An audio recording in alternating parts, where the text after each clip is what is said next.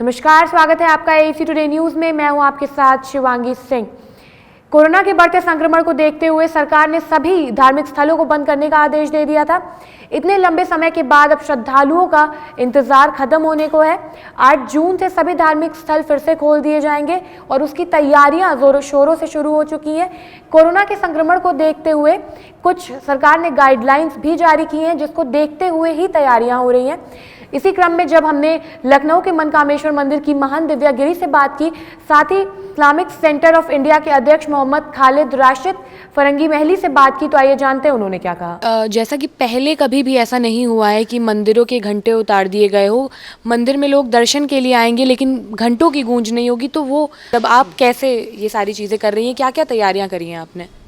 जी, unlock first में चूँकि प्रथम दिन पड़ रहा है भोलेनाथ का, और चूँकि सोमवार होने के कारण हम लोगों को थोड़ा विशेष सावधानी के साथ में तैयारियां करनी पड़ रही हैं। घंटा चूँकि इसलिए हम लोग ने हटाया वहाँ से।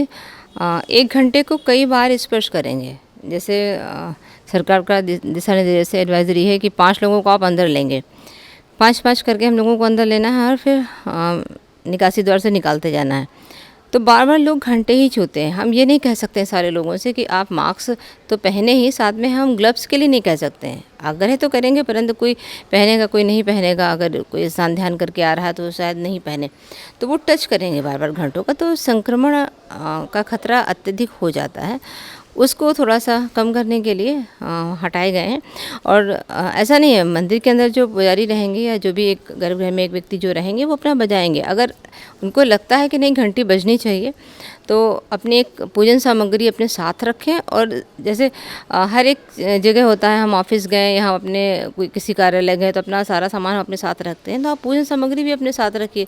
उसमें ग्लव्स भी रख लीजिए, मास्क भी रख लीजिए, छोटी सी एक सैनिटाइज़र की रख लीजिए। हाँ, अगर आवश्यकता आपको लगती घंटी बहने की तो छोटी सी घंटी रख लीजिए, और वो अगर आप जब यहाँ पे पूजन करने आए, ध्यान करने आए, प्रार्थना करने आए, तो आप उसको बजा सकते हैं, तो वो ज़्यादा सेफ़ रहेगा। और आज तो लिखित रूप में भी जिलाधिकारी जी ने लिख के दे दिया है कि जो आप अपना मैट वगैरह ले जाएंगे, जैसे हम लोग योगा या अन्य जगह होते हैं तो अपना मैट यूज़ करते हैं बैठने के लिए, ध्यान करने के लिए, तो ये बेहतर तरीका रहेगा। मैट के उन्होंने लिखित दिया है निर्देश, तो पालन करना होगा हम लोगों को इन चीज़ों को। क्योंकि अगर अभी हम लोग इन चीज़ों को अपने अभ्यास में डाल लेते हैं और अभ्यस्त हो जाते हैं, तो 2 महीने जो अत्यधिक संक्रमण के होते हैं, जुलाई और अगस्त, उससे हम लोग निकल पाएंगे। और जैसा कि ये भी आदेश था कि प्रतिमा को नहीं छूना है, शिवलिंग को हाथ नहीं लगाना है, तो उसके लिए क्या क्या तैयारियां हैं? चूँकि गर्भगृह में नहीं जाना है और मूर्ति स्पर्श नहीं करनी है, तो हम लोग ने उसका एक विकल्प लिया है। एक अर्घ्य टाइप डिज़ाइन का है, उसमें जल सीधे भोलेनाथ के विग्रह पे जाएगा, और जब आप वहाँ से जल देंगे तो ऑटोमेटिक यहाँ तक आ ही जाएगा। पुष्प चढ़ाने की जहाँ तक बात है, शायद पुष्प भी वो बैन कर रहे हैं कि दुकानें नहीं खुलें, ऐसा कुछ, वो भी शायद कल में सारा एडवाइजरी वो दे देंगे। तो अगर वो लाते हैं पुष्प तो इस वाले गेट से यहाँ पे चढ़ाएंगे और अपना प्रार्थना करेंगे।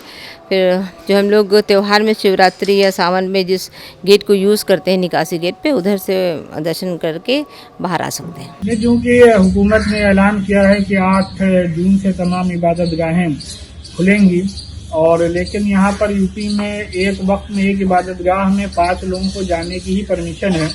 इस वजह से तमाम लोगों से यही अपील है कि ना मस्जिद के अंदर ना मस्जिद के बाहर मजमा जमा ना करें, बल्कि एक वक्त में सिर्फ 5 ही लोग नमाज अदा करें। इसीलिए इस्लामिक सेंटर ऑफ इंडिया की तरफ से पहले ही ये एडवाइजरी जारी की गई है कि एक वक्त की नमाज की 4 या उससे ज़्यादा जमातें करें, जिससे कि सब लोग नमाज भी पढ़ लें और एक वक्त में 5 से ज़्यादा लोग जमा भी ना हों।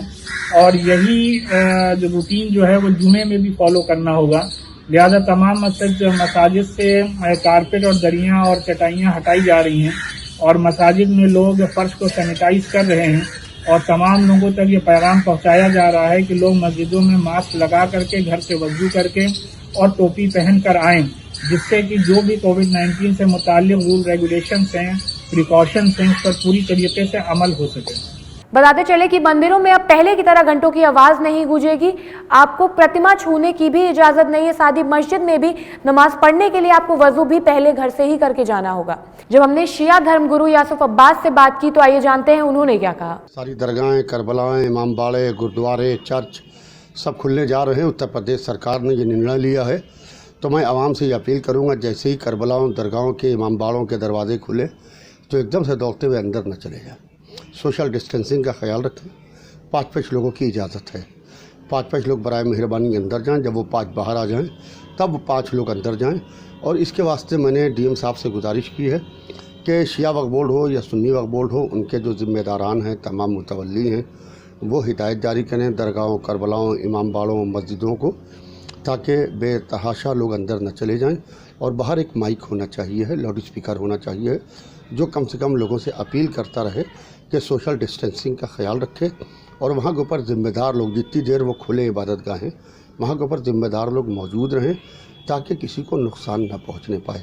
ऐसा ना हो कि कल से फिर हमारी इबादतगाहें बंद हो जाएं और एकदम से हज़ारों की तादाद में लोग इबादतगाहों में दाखिल हो जाएं। एएफसी टुडे आपसे बार बार यही अपील कर रहा है कि सरकार के दिए गए गाइडलाइंस को फॉलो करें, सोशल डिस्टेंसिंग का खास ख्याल रखें। आप मंदिर जाएं, मस्जिद जाएं, लेकिन अपनी सुरक्षा आपके हाथ में है, क्योंकि कोरोना को इतना ज़्यादा समय हो चुका है कि हमें अब इसके साथ जीना सीख लेना चाहिए। अभी की खबर में इतना ही। आगे की खबरों के लिए बने रहें एएफसी टुडे न्यूज़ के साथ।